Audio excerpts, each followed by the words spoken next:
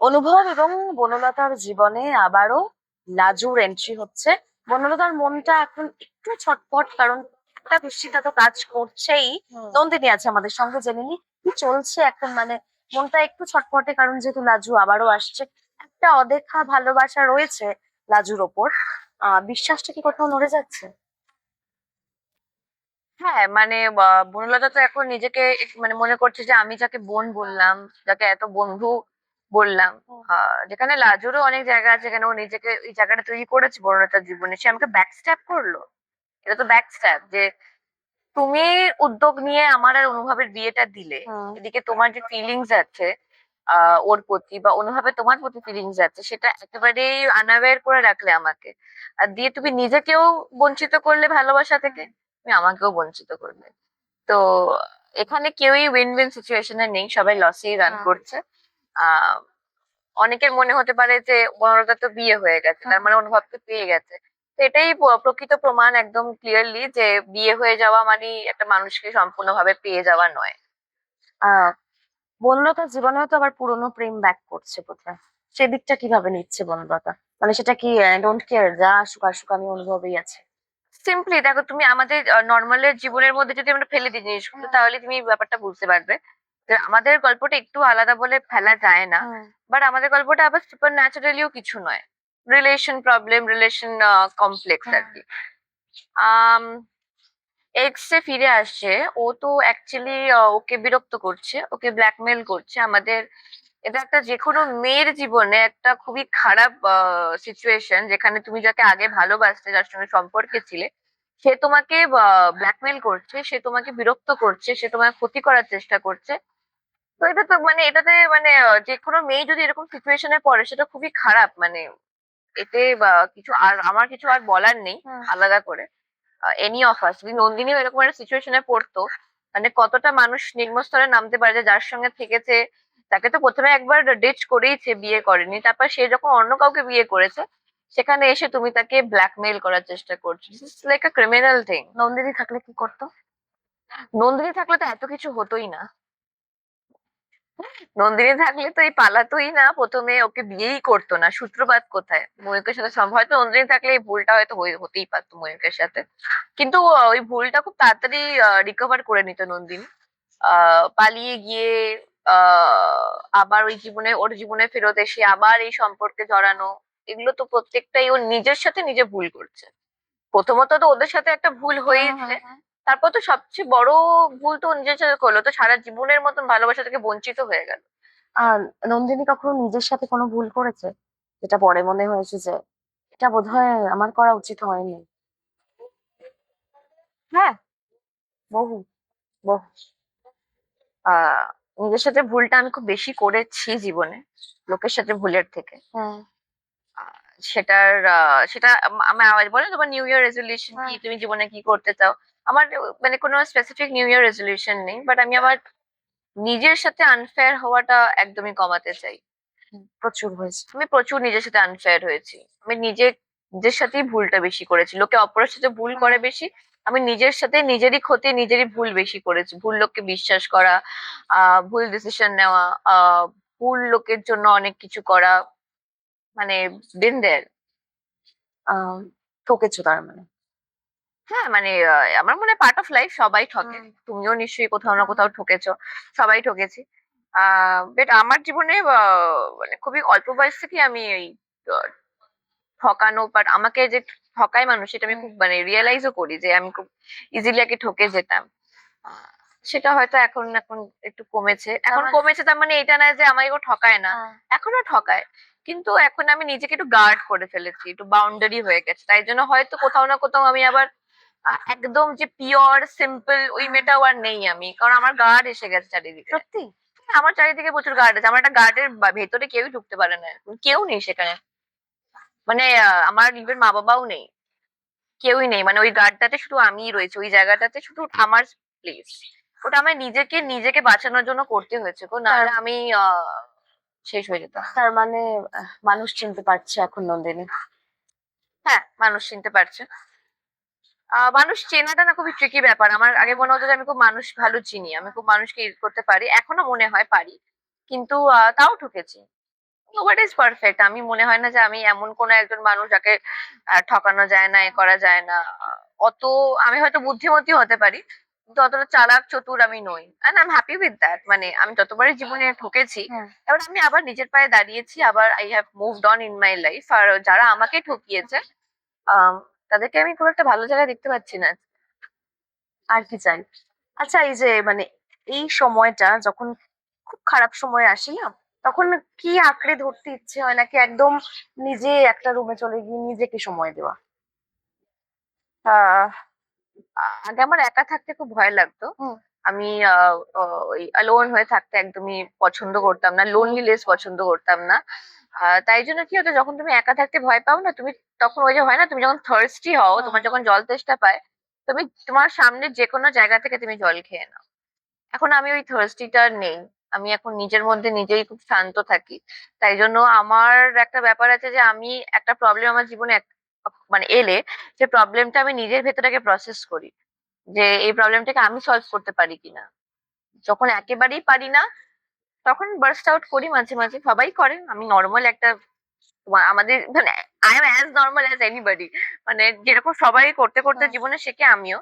কিন্তু হ্যাঁ, কিছু কিছু মানুষের কাছে মনে হয় দিনের শেষে যে কাউকে যদি সারাদিনের whereabouts দিতে হুম। পারতাম, বা এটা করতে পারতাম, ওটা করতে পারতাম, চাইলেই করতে পারি, হুম। বাট কোথাও না কোথাও আমি নিজে খুব একাকিত্বের মধ্যে মানে কমফোর্টেবল হয়ে গেছি। তাই?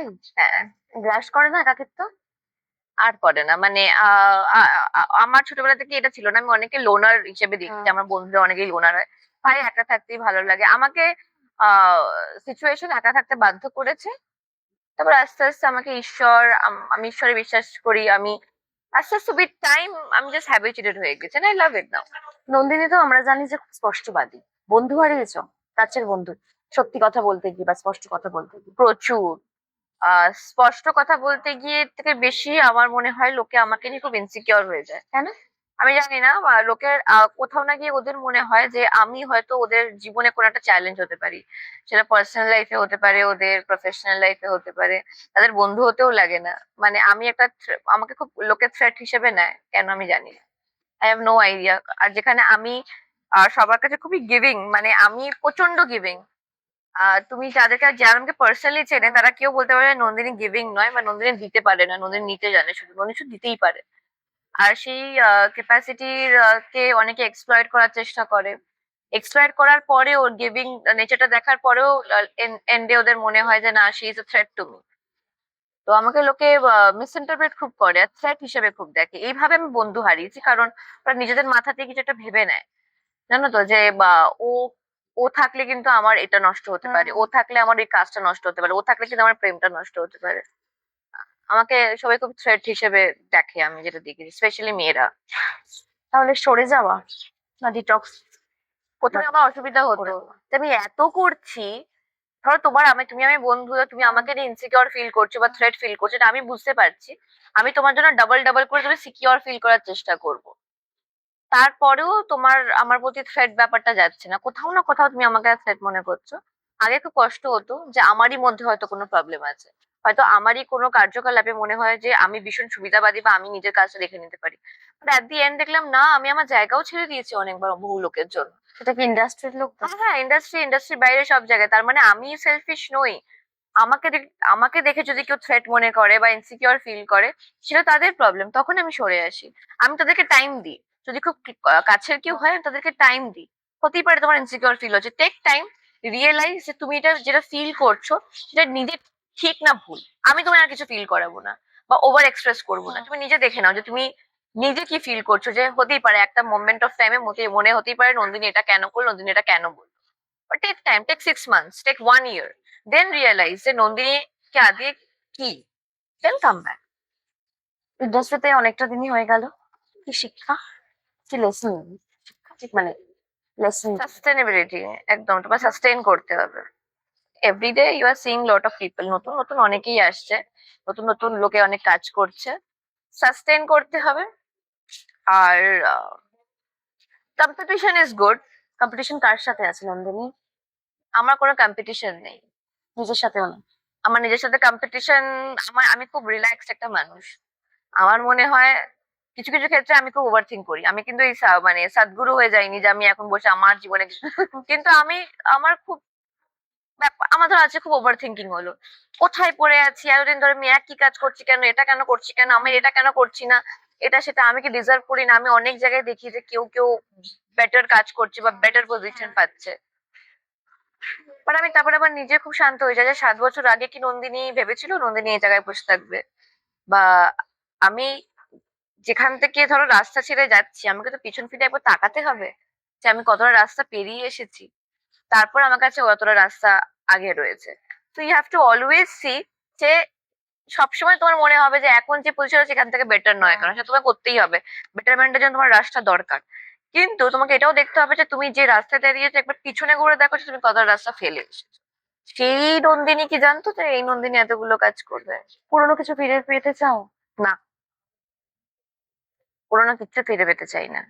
পুরোনো সত্যি কিছু আগে মনে হতো যে পুরোনো ফিরে গেলে হয়তো নিজের কয়েকটা ভুল শোধরাতে চাই, এখন সেটাও চাই না। আমার মনে হয় সেই ভুলগুলো আমি করেছি, করে সেটা প্রায়শ্চিত্ত করার সুযোগ পেয়েছি, ওটার কার্মাও পেয়েছি। আমি ভুল করেছি জীবনে, ওটার কার্মাও পেয়েছি, তাতে আমাকে আর একটা বেটার মানুষ তৈরি করেছে।